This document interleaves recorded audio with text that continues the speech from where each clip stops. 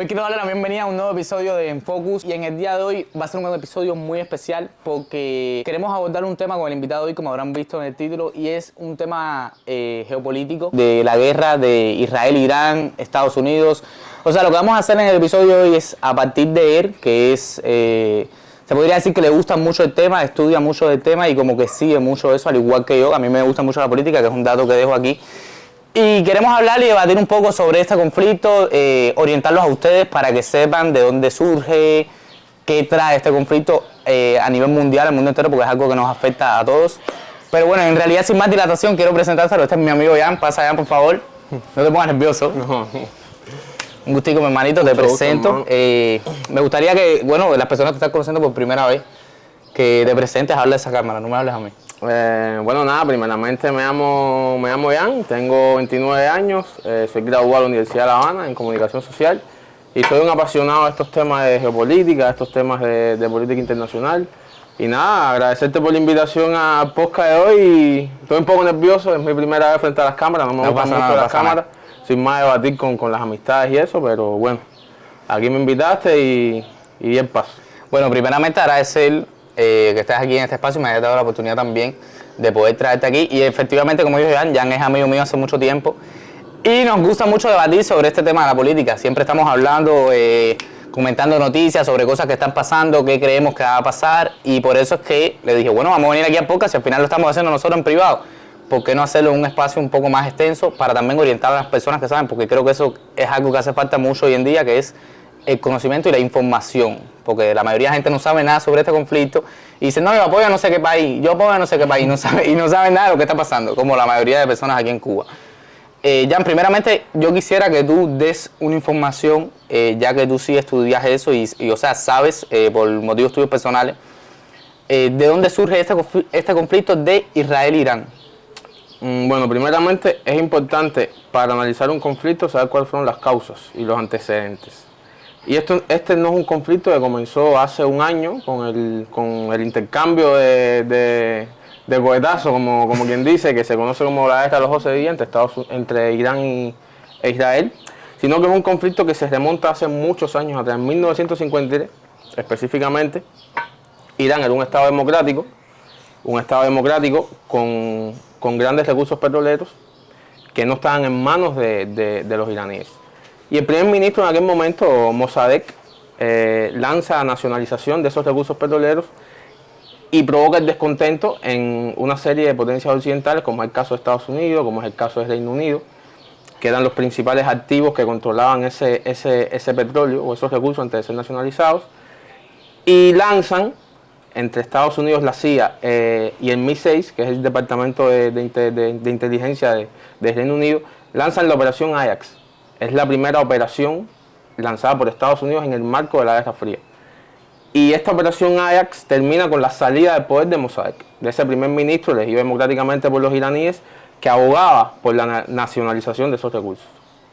A partir de ese momento, puedo decir que ese es el punto de partida del odio que tiene el pueblo iraní hacia las potencias occidentales. Ese es el punto de partida. ¿Por qué? Porque a partir de ese momento, los iraníes se sintieron humillados. Humillados desde el punto de vista que Estados Unidos intervino para quitar del poder a alguien elegido por ellos, sencillamente por la razón de que ese alguien quería que esos recursos estuvieran en manos de los iraníes. Estados Unidos pone en el poder a Mohammad Reza Pahlavi, conocido como el Shah, era una especie de emperador que desarrolla unas relaciones muy, muy cercanas, se convierte en un aliado estratégico de Estados Unidos en la región, tanto así que firma grandes contratos armamentísticos. Por ejemplo, el contrato del caza F-14 Phantom, el único contrato de exportación fuera del territorio de los Estados Unidos, se firma con Irán por mediación de ese Shah, y el Shah como que inicia una apertura más enfocada a la occidentalización de la sociedad iraní, a identificarla más con los valores occidentales. Irán es un estado de mayoría chií, ¿entiendes? Es una de las ramas del Islam, la otra es la suní, y como que esa apertura hacia Occidente no fue bien vista. Además que fue una apertura hacia Occidente, que es verdad que se desarrolló mucho la infraestructura, pero a nivel social como que aumentó la desigualdad entre las ramas más cercanas al poder y la gente común. Sí, o sea, los más ricos se hicieron más ricos y los más pobres más pobres. Exactamente. Ese sentimiento que te había comentado anteriormente de descontento o de malver a las potencias occidentales se fue agudizando y da como resultado en 1979 la caída de ese Shah y la llegada al poder del Ayatollah Khomeini. El Ayatollah Khomeini era un clérigo chií, ¿entiendes? Que todo ese tiempo estuvo exiliado, estuvo fuera, viviendo principalmente en Francia, y desde Francia logró como que aglutinar a esos iraníes, a una gran masa de iraníes bajo su idea. Su idea era establecer un régimen islámico antioccidental, o sea, hostil con los regímenes occidentales. Y nada, en 1979 sale el Shah, el Ayatollah regresa, o Khomeini, no se había convertido en Ayatollah todavía.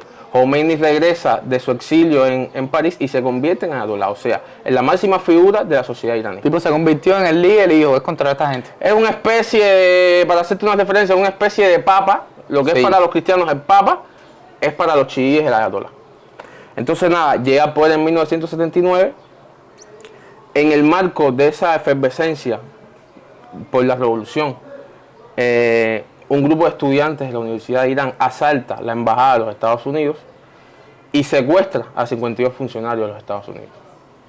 Entonces Estados Unidos lanza en el año 1980 la operación Garra de Águila, que era una operación bajo el marco del mandato del presidente Jimmy Carter, que tenía como objetivo rescatar a esos funcionarios que están secuestrados en Irán.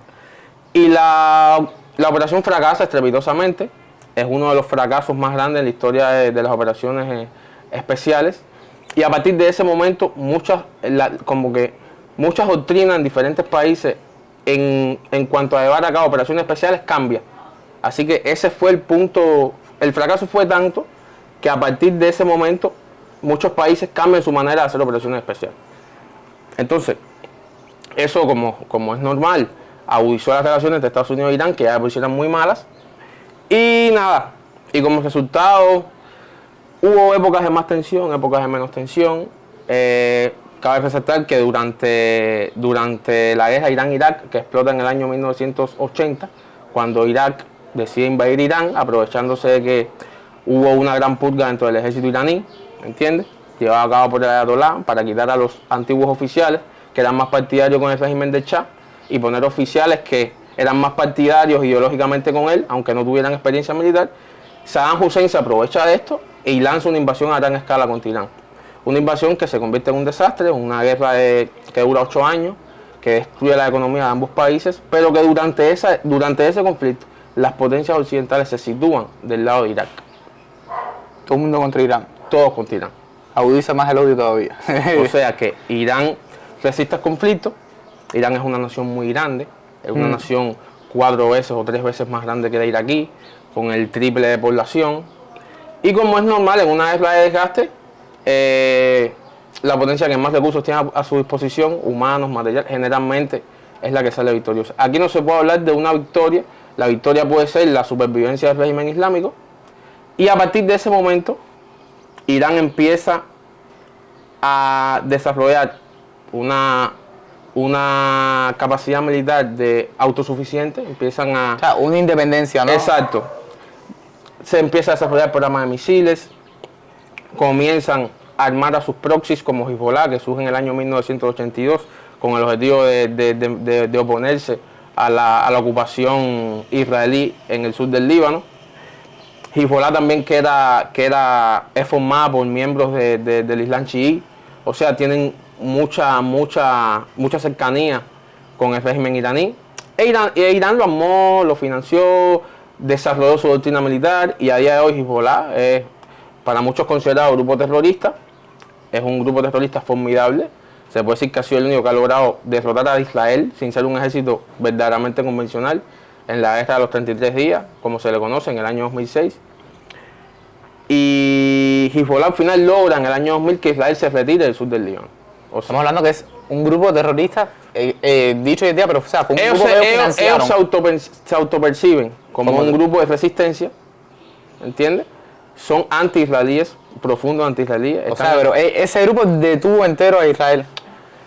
Se puede decir que sí, que le propinó una derrota militar con matices. Ajá. No es una guerra convencional, se fue una guerra de desgaste, de guerrilla, una emboscada aquí, una baja aquí. Sí, una guerra de inteligencia. Sí, más del que año otra cosa. 1982 al año 2000, hasta que Israel decide irse del sur del Líbano, se queda Hezbollah como dijiste, como la organización que rige el poder en el Líbano, el que pone el primer ministro, el que dice... El que controla la sombra. Exactamente, el que controla la sombra. Y con el paso de los años se fue fortaleciendo militarmente y con lo que eso constituye para Irán, que es como su padre adoptivo. Llegamos al año 2015, Barack Obama firma para no dejar ese punto, ese tema de la mano. Irán empieza a desarrollar un programa nuclear. Un Famoso programa que hoy en día es lo que más caliente tiene esto. Que para Estados Unidos estaba diseñado y para Israel estaba diseñado en contener armas de destrucción masiva o armas nucleares.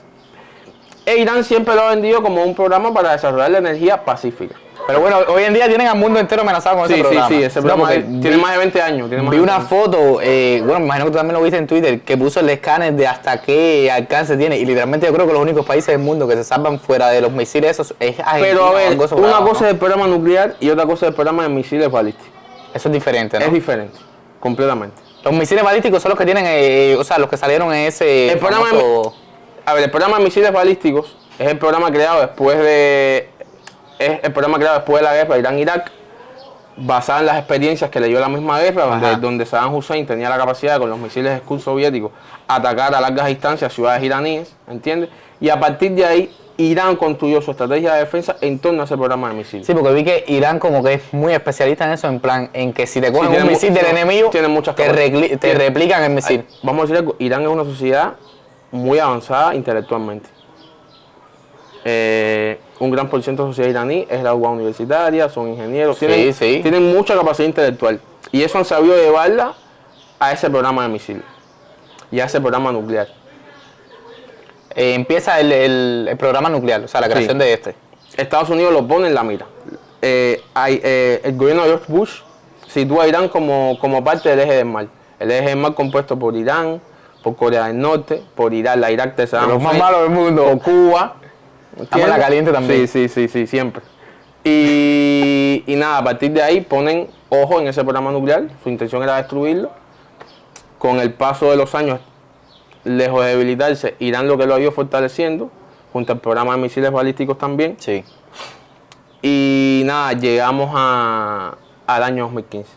Barack Obama logra negociar un acuerdo nuclear con Irán, que a cambio de reducir su enriquecimiento o el desarrollo de ese programa nuclear, se le aliviaban sanciones económicas. ¿Cómo decirte? Como que se le daba a ir a Irán a cambio de no desarrollar más. Sí. Irán lo firma, Irán asume, Irán accede y llega en 2016 Donald Trump al poder. Un año después. Un año después. Y en el 2018 Donald Trump unilateralmente rompe este acuerdo nuclear. Fue ver. Muchas personas creen que fue bajo presión del gobierno israelí, que tiene un lobby muy fuerte en el estado profundo de los Estados Unidos. Y se puede decir que muchos gobiernos de Estados Unidos actúan, o su política en Medio Oriente está mediada por los intereses de Israel también. Nosotros hemos hablado de eso y la otra vez, de hecho, todo este tema también. Hay gente que es un poco más incrédula.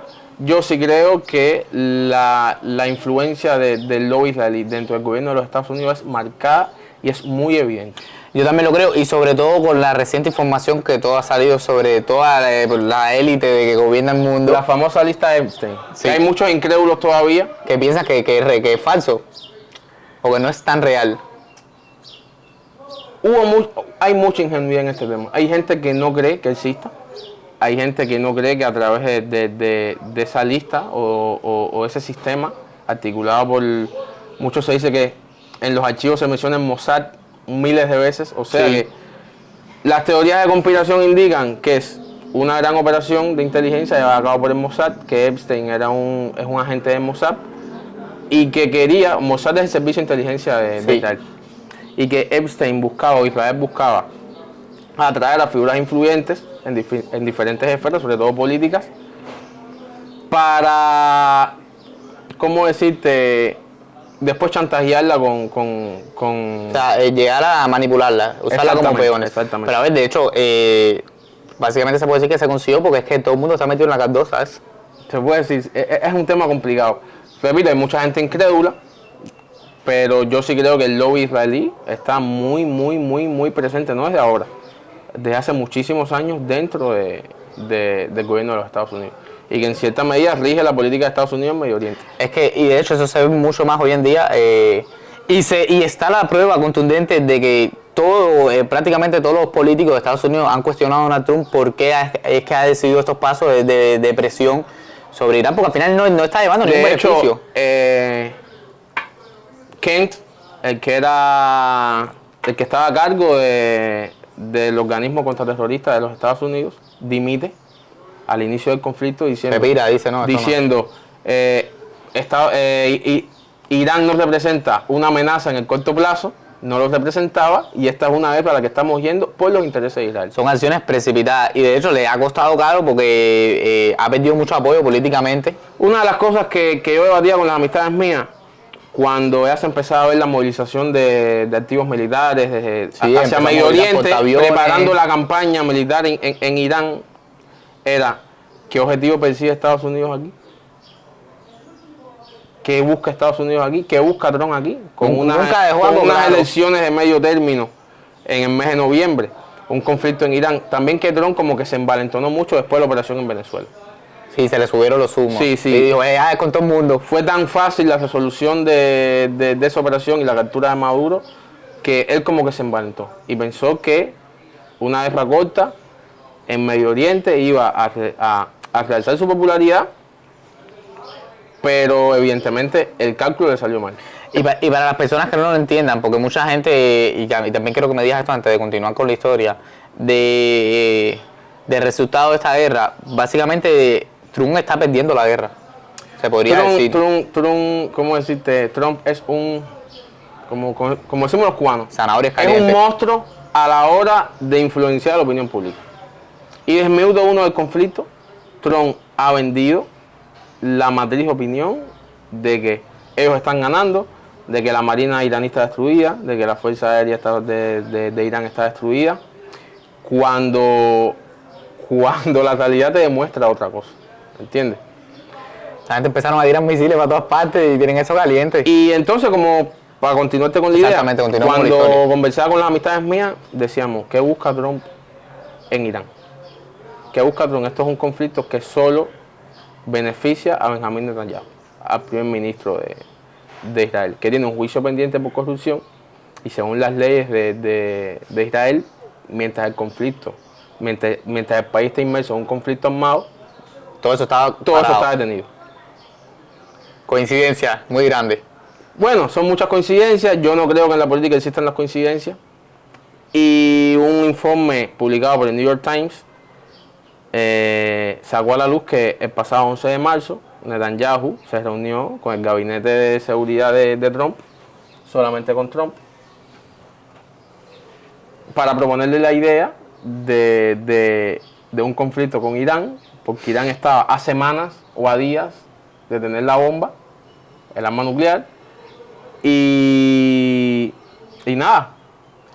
Y resulta que después sale a la luz también que esa misma reunión la tuvo Netanyahu con Barack Obama, con George Bush, y que ninguno cayó en su trampa. ¿Entiendes? Sí, de hecho destaca mucho el tema de Obama, que Obama dice que fue uno de los presidentes que nunca cayó en nada de eso, ¿no? No. O sea, en plan de la manipulación de Israel. Obama era un presidente muy inteligente. Yo creo que bastante más inteligente que Trump.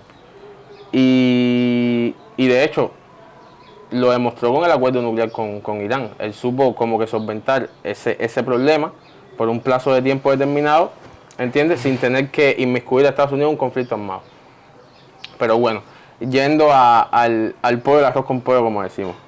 El año pasado, en el 2025, Israel lanza una operación con el objetivo de destruir el programa nuclear iraní, algo que es imposible sin tropas sobre el terreno. Quedó demostrado también porque al final Trump igual le hizo la operación con los B-2, que se colaron, nadie del mundo se dio cuenta. Vendió que había destruido. Sí, no, todo el mundo, me acuerdo de nosotros calientes porque nosotros estábamos fajados, oye, sí, que no pasó nada, oye, que sí, explotó todo. Yo de hecho era de las personas que decía que explotó todo, tú crees que dijiste que no explotó nada. Vendió que había destruido No el pasó programa nada. nuclear, yo le decía, es imposible. Es imposible. ¿Entiendes? Y bombardeó todo eso y por gusto. Y ahora cuando yo veía la movilización, yo decía, bueno, no veo a Trump entrando con tropas sobre el terreno en Irán, no veo al régimen islámico cayendo a base de bombardeos, no veo a Trump destruyendo el programa de misiles balísticos. Entonces, ¿qué objetivo tiene este conflicto? ¿A quién beneficia el Sí, conflicto? porque o sea, en realidad si él quisiera acabar con un conflicto tuviera que movilizar tropas de momento cero, ¿no? Exacto, y movilizar tropas en Irán Es una locura. es un suicidio. Es un país que, si tú ves la geografía iraní, Es imposible entrar a la tierra. es montañosa. Llevan 40 años preparándose para un hipotético conflicto armado con los Estados Unidos. Y ese es el escenario que ellos buscan. ¿Entiendes? Así que nada, termina el conflicto de los 12 días, que es el conflicto del año pasado, donde Sí. Irán e Israel intercambian salvas de misiles. Israel bombardea a Irán. Irán bombardea las ciudades israelíes. Empezaron a salir los famosos memes.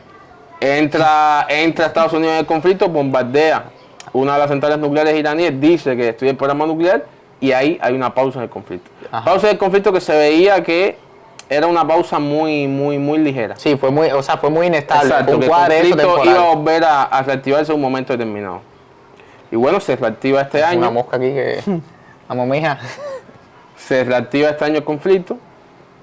Hay que decir que los 2 primeros días fueron brutales para el liderazgo iraní.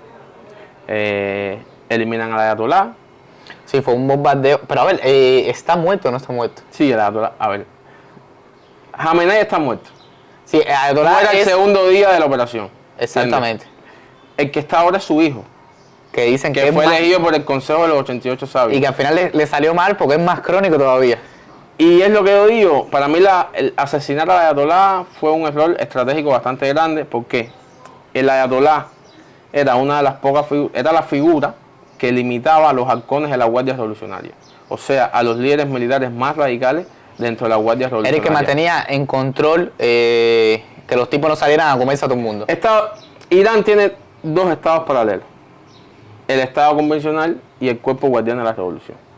El cuerpo guardián de la revolución fue creado por el mismo ayatolá Khomeini a inicio de la revolución islámica, y es un cuerpo integrado por más de 360.000 360.000. militares que son ideológicamente muy afines al régimen islámico, Son y súper leales. que el motivo de su creación fue proteger a ese régimen islámico de un posible golpe de Estado impulsado por el Artesh. El Artesh es el ejército convencional de Irán, porque sí, Irán tiene 2 ejércitos paralelos. Tiene el Artesh, tiene el Cuerpo Guardián de la Revolución y tiene al Basij. El Basij es, como decir aquí, la GMTT, Sí. es una milicia que puede ponerte sobre las armas fácilmente a 1 millón de personas, y pues tiene reservas de 25 millones de personas, ¿entiendes? Que son ideológicamente afines al régimen. Y entonces, para continuarte con la idea, la muerte del ayatolá como que libera, le quita el freno de mano a esos oficiales más radicales del Cuerpo Guardián de la Revolución, que ahora están buscando un conflicto con Estados Unidos. Por eso el fracaso de las negociaciones en Islamabad, en la capital de Pakistán, porque ellos están en contra de ahora cualquier tipo de acuerdo con Estados Unidos, y porque Estados Unidos e Israel acabaron con las figuras más moderadas. O sea, Exactamente, porque- las figuras que podían negociar, ¿entiendes?, un acuerdo. Y en los 2 primeros días del conflicto, Estados Unidos e Israel acabaron con él. O sea, que ahora tienen más motivación Entonces, todavía ahora el régimen, lejos de negociar. lejos de ser destruido, está más afianzado en el poder. Era un régimen que su imagen está debilitada de cara al pueblo iraní, porque 2 meses antes del inicio del conflicto, un mes antes del inicio del conflicto, explotan unas protestas masivas en Irán, debido a la pésima situación económica del país, Que fue tremenda que candela fue porque muy reprimida. salieron con la calle con Se habla, amarrado a todo el mundo. se habla de miles de muertos, las cifras oscilan entre 3.000 y 45.000 muertos. Una locura. ¿Entiendes? Entonces el régimen estaba como que su imagen estaba debilitada de cara al pueblo iraní. Y este conflicto lo que ha hecho es unificar a esas masas que estaban en contra del gobierno tras el gobierno, porque el primer día de la operación Estados Unidos comete el error de bombardear una escuela donde ponen 186 niños. Entonces ya no era un conflicto en contra del régimen, Era contra el era un pueblo conflicto contra Irán. Y Trump alardeaba mucho de vamos a atacar infraestructura iraní. Que era infraestructura que al final no solamente le hace daño al régimen, que efectivamente le hace daño al régimen, pero beneficia al iraní de a pie. Y eso lo que hizo fue legitimar un poco al régimen, lo hizo mucho más sólido, porque toda posibilidad de negociación o toda posibilidad de capitular con Estados Unidos se elimina y pones en el poder a figuras que son intransigentes, que no quieren negociar contigo. Entonces, para mí fue un error estratégico. Además, que en el año 2004, por fatwa, o sea, por decreto, el ayatolá prohíbe la construcción de un arma nuclear. O sea, la persona que estaba prohibiendo que Irán tuviera un arma nuclear y que llevar el programa de misiles balísticos a la construcción de misiles con alcance superior a los 2.500 kilómetros era el ayatolá. Ya no existe esa barrera. O sea, que ahora mismo puede pasar cualquier cosa en cualquier momento. Ahora mismo Irán yo creo que es un régimen, el régimen islámico está mucho más afianzado que antes, mucho más radicalizado que antes. Como te decía, no existe posibilidad de negociación con los Estados Unidos, no existe posibilidad de negociación mucho menos con Israel, de que Irán ha dicho en varias ocasiones que su objetivo es destruirlo. Son kamikazes ahora mismo. Sí. Y por eso te digo, para mí fue un gran error de Donald Trump eliminar al ayatolá. Además que su hijo, que es el que supuestamente está en el poder ahora, nadie lo ha visto. No se sabe si está vivo, se dice que está vivo, pero que está muy herido. Pero que en caso de ser efectivo, que sí, que está vivo y que está en el poder, es mucho más radical que su padre. ¿Entiendes? O sea que te quitaste a un enemigo... Para ponerte uno más peligroso. Sí, menos peligroso, que al final tenía 86 años de edad, para poner a uno mucho más joven y mucho más radical también. Bien, aquí tengo una pregunta, porque a partir de esto al final, o sea, se habla globalmente que el conflicto es Irán-Israel, pero al final se da a entender que Estados Unidos está tan involucrado como cualquiera de los dos. ¿Qué interés geopolítico podría tener Estados Unidos para interferir en este conflicto? Controlar Irán es controlar el estrecho de Hormuz, que es como la joyita de la corona. Es controlar la ruta por donde transita el 20% del crudo internacional. O sea, tienes una palanca de control sobre los mercados globales y sobre la economía global. Yo creo que ese es el principal objetivo. Porque de hecho, hablando políticamente, ahora mismo se podría decir que Estados Unidos está como en su prime en cuanto a crudo y todo eso por después lo de Venezuela. Exactamente. Yo creo que el objetivo macro de Estados Unidos en el conflicto, que me ha quedado claro, que no lo tenía tan claro al inicio del conflicto, pero me ha ido quedando claro con el decursar de las semanas, es debilitar a China. Y quitarle a China rutas de suministro de combustible. Ya le quitaron a Venezuela, donde China tenía grandes inversiones. Aproximadamente el 30% del combustible chino transita por el estrecho. No, el 30% sale de Irán. Y a otro 20%, un 18% que sale de esos países del Golfo, Arabia Saudí, de Emiratos Árabes. Entonces, al tú controlar ese estrecho de Hormuz, estás habilitando mucho a China. ¿Entiendes?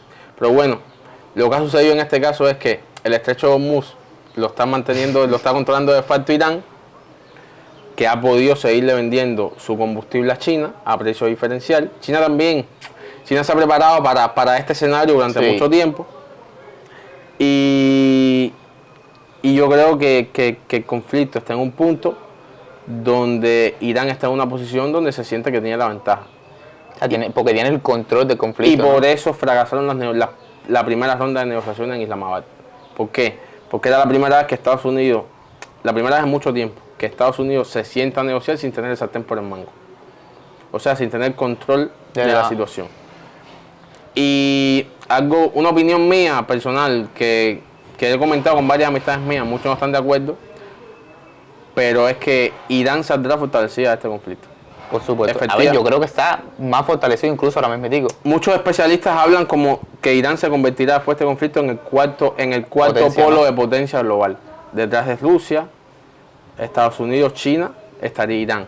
Tiene el control de una palanca de estrangulamiento, como es el caso de Hormuz. Regionalmente ya demostró que puede enfrentarse y que puede sobrevivir a una campaña de bombardeo de más de 13.000 objetivos. Sí, sobre eso es todo. Y que es casi imposible de invadir. Entonces, yo creo que a partir de aquí Irán saldrá fortalecida. Ya era potencia, era una potencia más regional. Yo creo que Irán saldrá aquí como una potencia global. ¿Entiendes? Yo lo creo igual porque creo que al final todo apunta a eso. Como que al final tú dijiste, tiene muchas ventajas sobre ella y que las limitaciones que podría tener antes, que era el anterior ayatolá, ¿no? Que estaba sobre el control, que era un viejo que ya no estaba para nada, por así decirlo. No creo que por el tema de ayatolá, sino por el tema de que Irán no tenía un pretexto para apoderarse de Hormuz. Sí, pero eso es lo que te digo ahora, o sea, al final murió, por así decirlo, y lo convirtieron en un mártir por al final conflicto externo. Que al final ahora mismo le pueden meter un bombazo a quien ellos quieran de los responsables, por justificación no, tú me atacaste primero. También el tema que las ramas chiíes del Islam contemplan el martirio siempre como una posibilidad. O sea, para ellos la muerte es una posibilidad que siempre está latente. Y ellos se preparan en base a eso. O sea, cuando Israel aniquiló a la mayor parte de la plana mayor de las Fuerzas Armadas de Irán en el conflicto del año 2025, Irán preparó una línea de sucesión. O sea, se prepararon para cada mando eliminado, habían de 4 a 7 sustitutos. Una locura. Una locura. Por eso, en estas rondas de ataques israelíes y norteamericanos, en los 2 primeros días, eliminan a gran parte de la plana mayor también. Sí, porque vi que un comandante del ejército, una cosa. Y la respuesta iraní, lejos de menguar, fue instantánea. Exactamente. Redoblaron la apuesta, atacaron a todos los países de Medio Oriente que albergaban bases de los Estados Unidos. O sea, hasta el mismo Trump, según informe después de New York Times, de Axios, han revelado que Trump no se esperaba una respuesta iraní atacando a todos los países y a todos los intereses de Estados Unidos en el Golfo. Y te das cuenta del nivel de ¿cómo decirte?, de mala planificación que ha tenido el conflicto. Y nada, para concluir, te diría que es un conflicto que aún está lejos de terminar. Quizás la fase militar ya terminó, no veo a Estados Unidos. Sí, al contrario, vi que, o sea, hubo como un momento caliente, pero vi que ahora como que abrieron el estrecho de nuevo, retiraron los portaaviones. Estados Unidos no, Irán aprobó ayer por decreto en el Parlamento iraní que el que quiera atravesar Hormuz tiene que pagar un tiene que pagar un peaje. Te a la antigua, sí, para pasar por el puente tienes que pagar. Y según las estimaciones, se dice que Irán puede ingresar anualmente de 50 billones hasta 96 billones de dólares en cobro de peajes en Hormuz. O sea, que al final lo que hará será fortalecer más la nación. O sea, es un 25% de su Producto Interno Bruto. Es una cifra seria. Por eso te digo, es un conflicto que quizás militarmente ya terminó, yo creo que ya terminó. Las mismas palabras de Trump diciendo que se puede alejar perfectamente del Golfo Pérsico y dejarle del estrecho y dejarle esa situación a sus aliados del Golfo. O sea, ya te da un indicio de que él está un poco cansado de ese conflicto. Y con las elecciones de término medio acercándose, yo creo que él va a poner ese conflicto en pausa. O sea, al final se podría decir que al contrario, no hizo más que empeorar la situación. Empeoró la situación, no ganó nada y al final tuvo que retirarse ahora. Y de hecho su situación igual empeoró más todavía porque perdió mucho apoyo que tenía políticamente para las elecciones. Irán demuestra que tú puedes tener pequeñas victorias tácticas porque militarmente se puede decir que Estados Unidos demostró su superioridad con respecto a Irán, la cantidad de bajas que le infligió, pero que estratégicamente Irán sale como... Sí, al final salieron como ganadores, por así decirlo. Sí, exacto. O sea, ¿a quién tú apoyarías de este conflicto? Porque muchas veces te digo, se habla de quién tiene la razón, de que quién es el famoso bueno o malo, que bueno, políticamente no va a haber un bueno o malo, ¿no? Por así Aquí, decirlo. yo creo que aquí apoyar no está bien. Al final, ¿cuál de los dos es más malo? Aquí al final ninguno de los dos son santos. La represión iraní, como te decía, acabó con la vida de miles de ciudadanos iraníes. Pero yo creo que hay objetivos, hay intereses. Depende de tu posición política. Tú te identificarás más con Irán, te identificarás más con los Estados Unidos. Pero aquí no hay ni buenos ni malos. Aquí los dos son malos. ¿Entiendes? Que al final aquí es el que más se beneficia. Exactamente. Y nada, para mí el conflicto fue un error, un grave error de Donald Trump. Dejó en manos de Irán Hormuz, o sea, el control del 20% del crudo mundial e hizo que Irán emergiera como potencia. Además, que no logró destruir el régimen islámico, no logró destruir el programa nuclear, no logra destruir el programa de misiles balísticos y deja en manos de esos oficiales radicales, de esos generales radicales del cuerpo de la Guardia Revolucionaria la decisión de tener o no un arma nuclear. Así que creo que si se iban a meter en esto, tenían que hacerlo hasta el final, o sea, con tropas sobre el terreno. Sí, ya. Pero Trump entiende que es un precio muy alto, que el precio será muy alto a pagar. Y Estados Unidos como sociedad, después de Vietnam, no es una sociedad que tolere esa cantidad de bajas o esa cantidad de pérdidas en combate. Y una guerra con Irán... Sí, es una guerra complicada. Pero de hecho es lo que te digo, que al final se puede decir que ellos cuentan con una unión, porque al final la misma muerte de Ayatollah fue lo que le dio la más unión a ellos como tal, a las fuerzas revolucionarias, y por parte de Trump no. O sea, por parte de Trump él está, yo creo que Trump ya es un cadáver político. Sí, yo creo que él va a perder estas elecciones. Que estas elecciones la va a terminar perdiendo, las de medio término. Y no creo que sea por eso, mayor parte. Creo que Trump va a perder las elecciones principalmente por las acciones con el ICE en Estados Unidos. Yo creo que el catalizador más grande a que Trump pierda las elecciones es el conflicto este. Y no es eso, que Trump está siendo visto ahora por sus propios aliados como el causante de todo. De la inflación en los mercados, del aumento de los precios del combustible y eso le puede jugar muchísimo en contra de cara a las mayor términos. A no ser que dé un golpe de efecto, tipo Venezuela, con Cuba. Que es lo que se habla dentro de los círculos de poder de los Estados Unidos, que después Irán vendrá por nosotros. Que fue lo que digo, que es lo que supuestamente se está preparando, que de hecho supuestamente podría pasar en cualquier momento aquí ahora.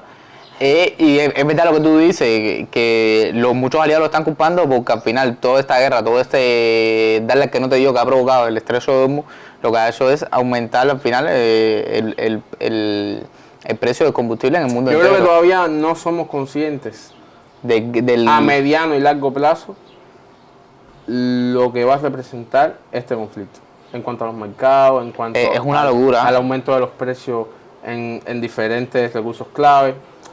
Yo creo que todavía no somos conscientes de lo que esto va a significar a mediano plazo para la economía global. A largo plazo, o sea, se ven cosas, pero en plan, bueno, de hecho, tú lo ves ahora mismo en España, en el mismo Estados Unidos, de hecho, los americanos muchos lo están cuestionando porque dicen, oye, supuestamente tú hiciste algo con Venezuela, que tiene la veta como más rica de petróleo, ¿no? Del mundo, por así decirlo. Sí, las reservas más rica. Hiciste eso, entonces ahora se disparó el precio, creo que está como a $10 el litro, no sé. No, está 80, bueno, estaba sobre los 80 el barril en el mercado. Llegó a estar sobre los 100 durante la fase armada del conflicto. Ahora estamos en una tregua que se ha extendido, pero que yo creo que la tendencia será que aumente. Sí, a que se irá aumentando. Yo creo que sí, precio caliente y al final es lo que tú dices, no hemos visto verdaderamente lo que provoca esto, porque al final todo funciona con maquinarias y todo eso, que al final son los que producen comida, los que producen electricidad, todo. La otra, este conflicto militarmente ha desgastado gran parte de los arsenales de misiles interceptores, de misiles balísticos, de los Tomahawk de los Estados Unidos. Se ha gastado una cantidad ingente de material, o sea, de reservas que tenía Estados Unidos para un hipotético conflicto, no sé, a la hora de defender Taiwán con China, se han gastado en este conflicto. De hecho, el mismo Zelensky dijo a él en una entrevista que en la primera fase del conflicto, en los primeros días, se gastaron 1.200 misiles interceptores, ¿entiendes? Que esa es la producción ese es el suministro de no sé cuántos años para la guerra ucraniana. De hecho, Irán se lo dijo, Irán creo que le mencionó que no estaban preparados para esto. Y yo creo que Estados Unidos ahora abre una pequeña brecha que puede explotar China con Taiwán. Si China decide ahora mismo... ¿Y Corea del Norte con Corea del Sur? No. Si China decide ahora mismo...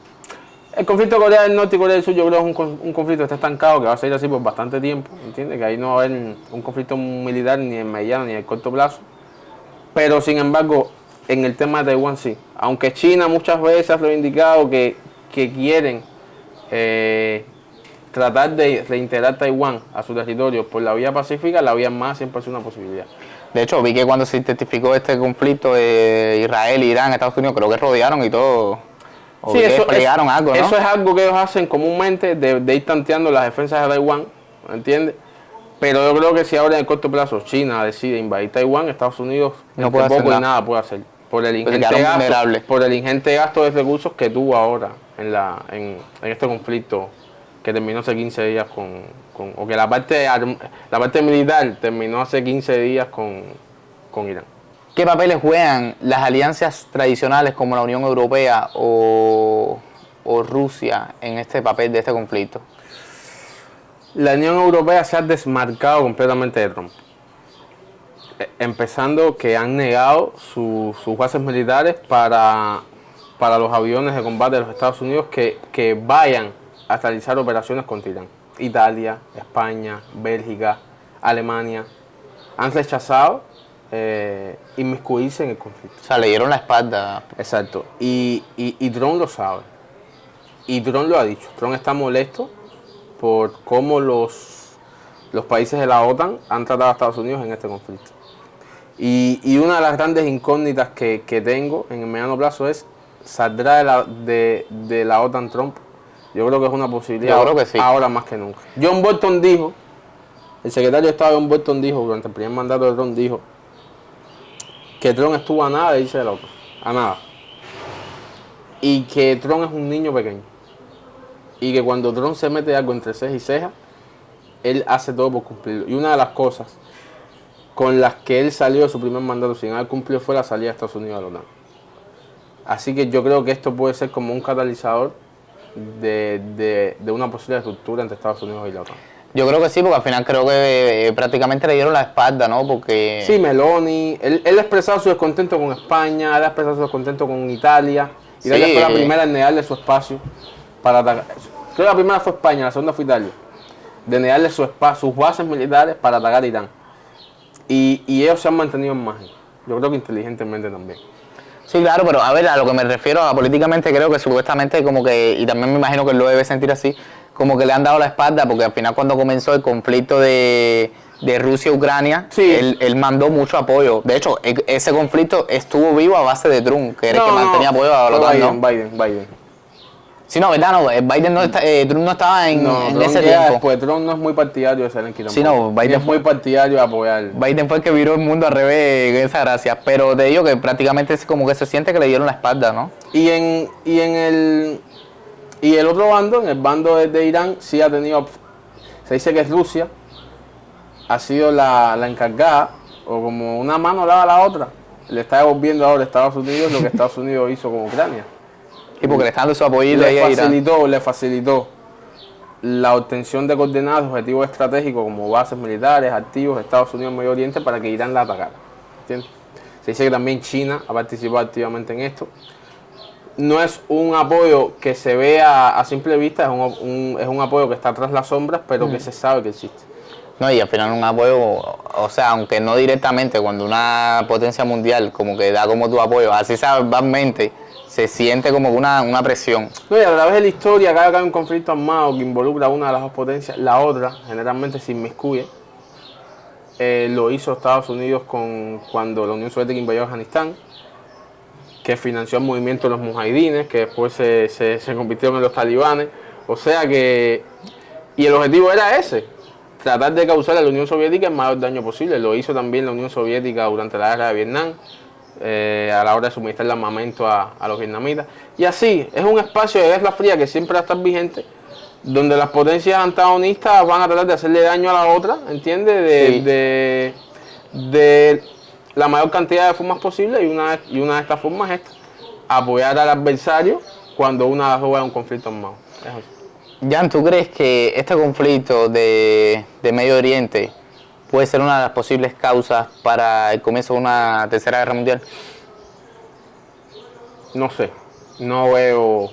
Porque se habla mucho de eso. Se habla No como sé. de que de repente, cada vez que se pone algo calentico, como que todos los países toman No posiciones. creo, yo no veo a China y a Rusia, por ejemplo, mezclándose en un conflicto armado directo con Estados Unidos para apoyar a Irán. Y si Irán toma, toma la posición de hacer uso de algún arma nuclear, del mismo este programa, o de alguno de los misiles balísticos. O sea, porque le dijeron, No, los misiles balísticos lo van a seguir usando. Esa es su... pero que creo que amenazaron a Estados Unidos como que le iban a meter un misil en Washington o algo no de hay eso, ¿no? capacidad, no tienen la capacidad todavía. No la han desarrollado. Esa Pero- capacidad solo la tienen 3 países: China, Rusia y Corea del Norte. El gordito estaba caliente. Sí, él está tranquilo, él está tranquilo. Pero vi que cuando estaba el conflicto ese, él dijo que no me parece que era la sobrina o la hija que estaba por ahí. La hija. Sí, dijo que cuando le Tiene tocaba un 13 pelo. Dijo que cuando le tocara un pelo todo el mundo iba a coger. Un loco king. Ese Pero tipo está quemado. no veo un... ¿Qué tú crees que lo que yo siento hoy en día, siento como que todos los países, siento como que hay una tensión muy grande en el mundo? Sí. Como que todo es diferente, como Yo que de creo repente que el mundo está en su etapa más volátil desde la Guerra Fría. Sí. Siento Además que- es un mundo multipolar. Ya no es un mundo bipolar como cuando la Guerra Fría, que era Estados Unidos y su bloque contra la Unión Soviética y su bloque. sí. Hay diferentes bloques, hay muchos intereses divididos. Está China por un lado, está Rusia por el otro, está Estados Unidos por el otro, ahora está Israel por el otro, está Irán, está emergiendo Turquía, que es uno de los actores que en el mediano plazo va a dar que hablar. Sí. Creo que va a ser la próxima que se va a enfrentar a Israel. Por ahí veo los tiros. Sí, vi que le metieron unos misilazos y algo de eso, ¿no? La Unión Europea, que está actuando como un ente independiente. haciendo Pero lo que le da la gana. hay muchos polos de poder en el mundo, ¿entiendes? Y creo que eso eleva la volatilidad, porque Sí, son porque- muchos intereses en juego. Y cualquier conflicto que pueda suceder entre algunos de estos puede desencadenar algo así, ¿no? Sí, hay muchos conflictos activos, hay muchas tensiones activas entre países. Es un contexto actual mundial bastante complicado. Este es el tema Cuba ahora, que no sabemos cómo va a terminar, que Estados Unidos está apuntando a una posible operación militar también si fracasan las negociaciones. O sea, el tema Taiwán, el conflicto Ucrania-Rusia, que todavía que sigue está en un vigente. proceso de estancamiento, ¿entiendes? Es complicado. ¿Qué tú crees que puede incentivar como a que suceda algo así? Una guerra de no retorno. Porque sí, a pesar de que Yo hoy en creo- día ha habido muchos conflictos, como que no ha llegado a un punto de no retorno. Yo creo que el punto de no retorno estaba en Ucrania. Era en Ucrania. Sí, pues los rusos le metieron el basta ya. No. Si Europa al final apoyaba abiertamente con tropas sobre el terreno a Rusia, creo que era el momento de no retorno. Pero bueno, afortunadamente sucedió. no ha sucedido.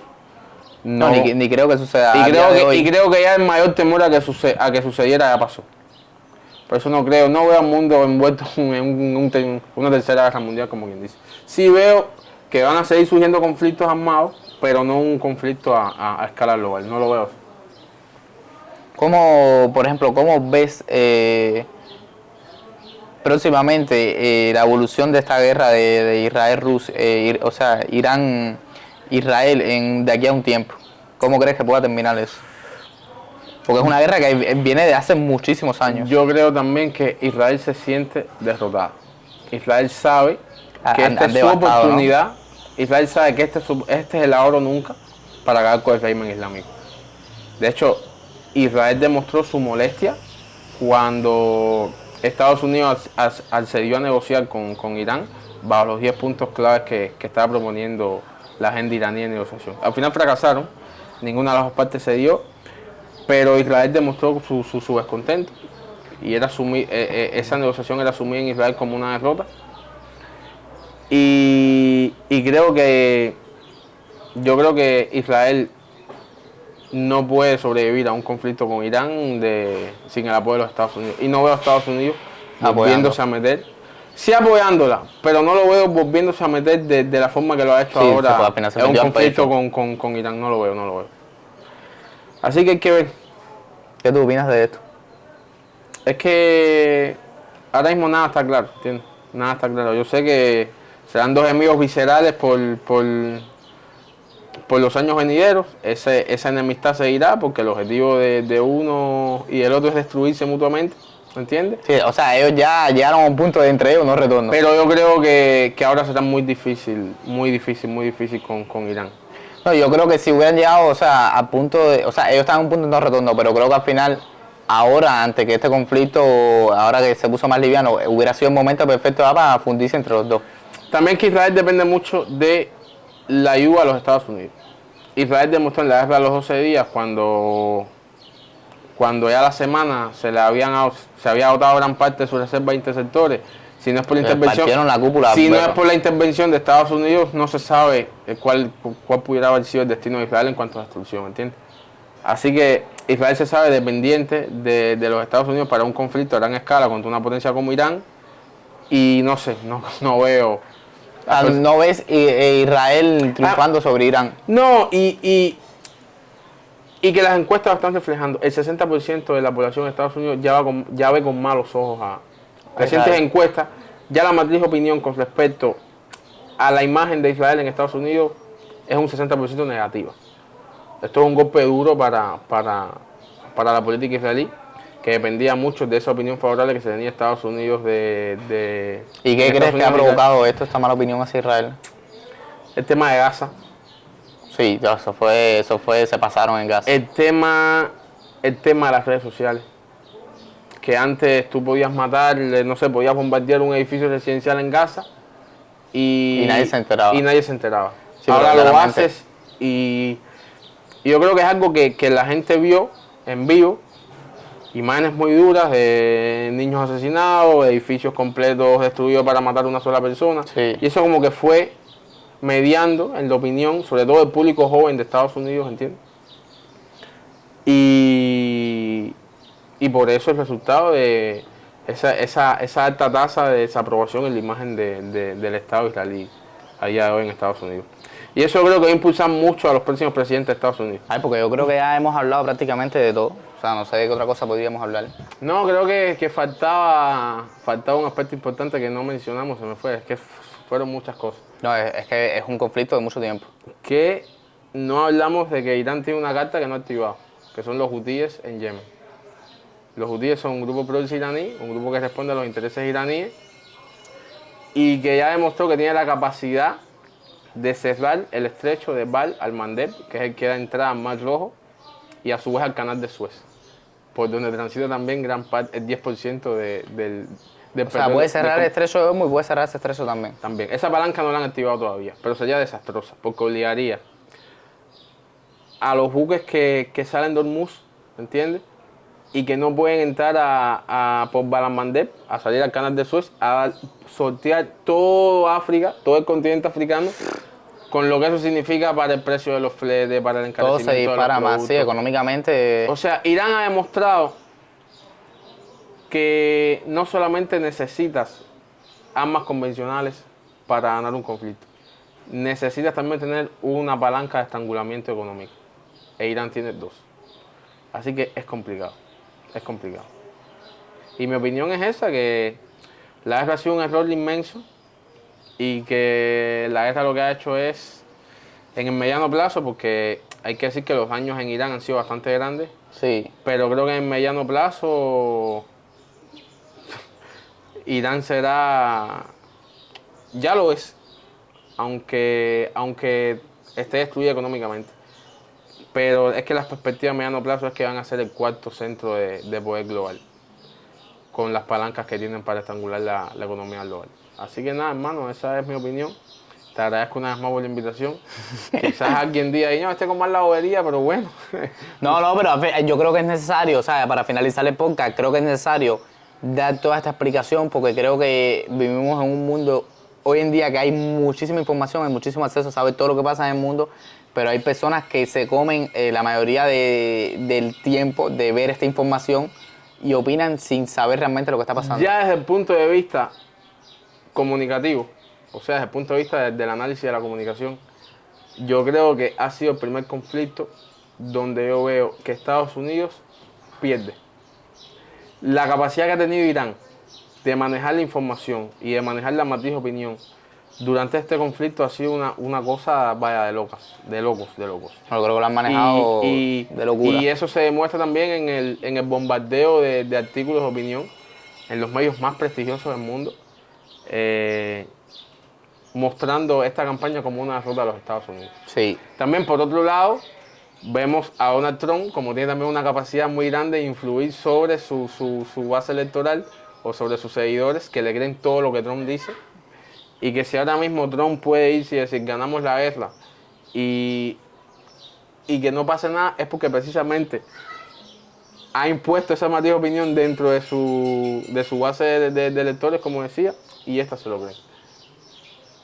Así que era un rasgo también que me llamó mucho la atención de este conflicto. Sí, yo creo que sí. Sí, porque las personas, como te digo, como no se limitan a la información que le cree, o sea, que se dicen este tipo de personas que tienen... lo que dijo Trump hoy mismo entra... A pesar de que Trump haya demostrado una inestabilidad mental a la hora de elaborar sus discursos. Un día te dice una cosa, otro día te dice otra y tremenda locura. Pero nadie de sus seguidores pone en tela de juicio eso. O la mayoría no pone en tela de juicio. Se quedan con la última palabra de él y con ella van hasta el final. Por eso yo creo que era importante hacer este podcast y por eso creo que era importante que tú dieras toda esta información para que las personas se informen. Como siempre les dije, desde el minuto cero, y como lo digo en todo capítulo, mi intención con hacer este podcast es darle a las personas algo que aporten, ya sean conocimiento para mejorar ellos mismos. En este caso, hoy por primera vez estamos haciendo algo un poco más diferente. Estamos hablando un poco de lo que es ese mundo, de lo que es la política, pero creo que es igual de necesario para saber, porque al final nos afecta a todos, directa o indirectamente. Entonces nada, espero que les haya gustado el podcast, espero que aquí todo lo que comentó Jan les sirva a ustedes. Jan, ¿tú quieres decirles algo a los espectadores? ¿Quieres que te sigan o algo así? No, a mí no, que sigan el podcast, que ayuden a Kendrick, que tiene muy buenas ideas. Podcasts así o iniciativas así son súper importantes en el contexto de redes sociales que estamos viviendo actualmente en nuestro país, donde faltan espacios así. Cada vez que vemos un podcast de farándula o entrevista, que eso está bien, que eso tiene un público que le gusta, pero que también iniciativas como esta o cosas como esta son beneficiosas para todos también. Gracias por darme la oportunidad a mí, hermano, y nada, te deseo mucha suerte en esta iniciativa, yo sé que te va a salir bien, y nada, mi hermano. Gracias. Bueno, muchísimas gracias a ti, Jan, por darme la oportunidad y por venir aquí, porque al final me estás apoyando a mí en este proyecto que apenas está empezando, pero estoy seguro que va a servir mucho y estoy seguro que va a tener éxito porque nos vamos a encargar de eso. Bueno, muchísimas gracias. Y ya saben, suscríbase y denle like para que, para poder seguir motivándome y seguir trayendo más capítulos.